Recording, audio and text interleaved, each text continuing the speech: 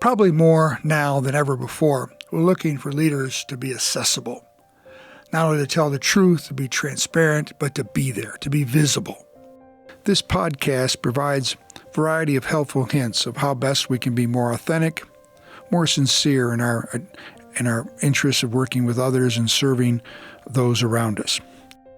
Tom Peters, in several of his management books a few years ago, spoke and wrote eloquently about the need to manage by walking around. I think that's an important characteristic that we need now more than ever before.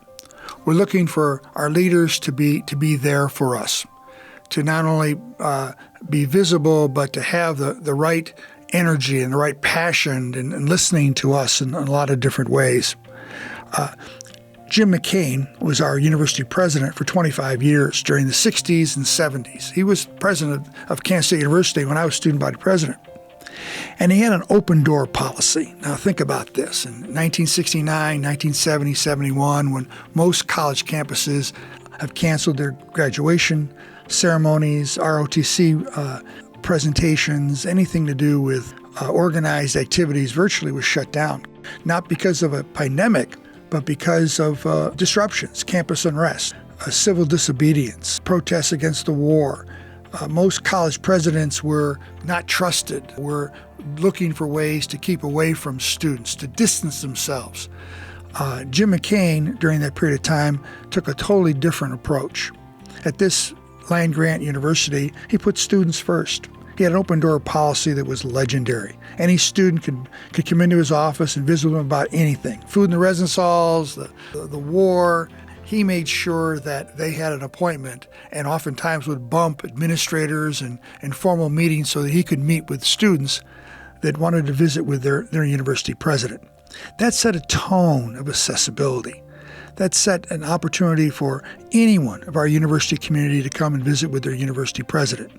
While other campuses were having disruption, where they couldn't hold ROTC programs or graduations or even classes that were canceled. I mean, there were campuses very close to here that were burned. Our campus was just the opposite, and I think it had a lot to do with our university president's visibility and his open-door policy during a period of time that we needed to see our university leader in a very human and direct way. He never turned down an opportunity to speak to students, and he didn't say whether he agreed or disagreed with what was going on, but he'd also would say, "I hear you." And that made a great deal of difference in keeping the climate the way it was during a very difficult time.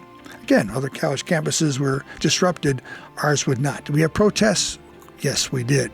But they were nonviolent. And they had the community and our university family engaged in a very positive, meaningful way. And I think that Jim McCain had a lot to do with that, his visibility and accessibility during difficult times.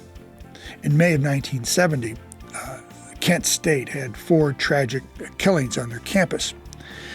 Sunday afternoon, right after the killings, I got a call at the fraternity house from the student body president of Kent State. He was barnstorming throughout the country, telling the story of what happened at his university. And he asked if he could speak on our campus. The only time he's available to speak is Monday morning, the following day at 10 o'clock in the morning. And what a tremendous opportunity for us to have the student body president at Kent State talk to our students, faculty, and staff, and the university community about the tragic events on his campus. So I said, well, give me a few minutes, let me see what we can do. I call Jim McCain, President McCain, at his home Sunday afternoon, and his first comment was, "How can I help?" During a time where he didn't have to take my phone call, let alone say, "How can I help?" I said, well, I'd like to have Anderson Hall lawn.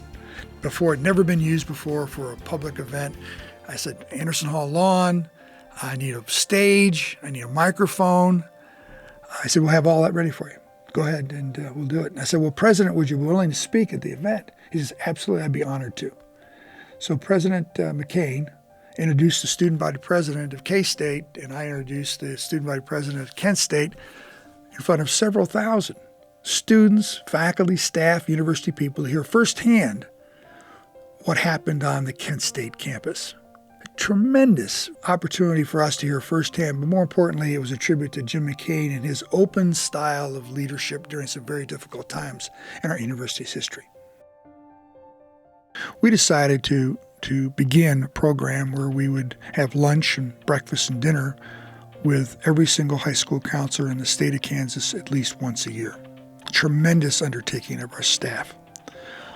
But we did it, and we did it for a long time. We're doing it today, as a matter of fact. I would have these luncheons and breakfasts and dinners with high school counselors in their hometowns for them to hear from K-State. I would begin every single one with the following question: how can we serve you? Being accessible was critically important for our university to be able to communicate with these influencers, an opportunity for us to listen to how best we can serve them. These influencers throughout the state of Kansas made a tremendous difference where students went to school. They weren't the only influencers, but they were one of many. It gave them a chance to see the face of the university, to understand that we're listening to them on how best we can serve them.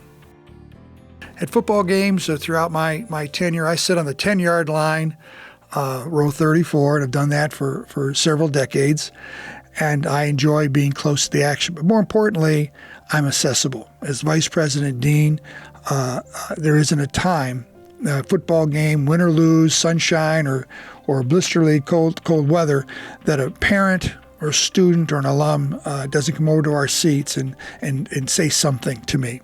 It might be a concern, it might be a compliment, but more importantly, they're seeing their Vice President Dean, not up in the boxes or the suites, nothing wrong with that, but they're seeing one of their university leaders accessible. And I made it a point to ensure that I did remain visible, and so did our staff and student life. And we're not alone in that. Their academic deans and vice presidents and our university president does exactly the same thing in terms of being visible, and I think that's critically important. And we want to make sure that when we talk about accessibility, that it has to be real and genuine. It can't be just during crisis. We have to kind of make it a routine. People expect to see you in appropriate settings. For us, it's in the residence halls late in the evening, or in the library, or spending lunch in the student union, or walking purposely around the campus when classes are passing. That's critically important that we have an expectation of being visible. So as we think about this important characteristic of being authentic, it has a lot to do with ensuring that there's a connectivity with those we serve. That the expectation is that we don't see leaders only when there's a crisis, but during normal day-to-day activities, to feel it natural. I think that makes all the difference in the world.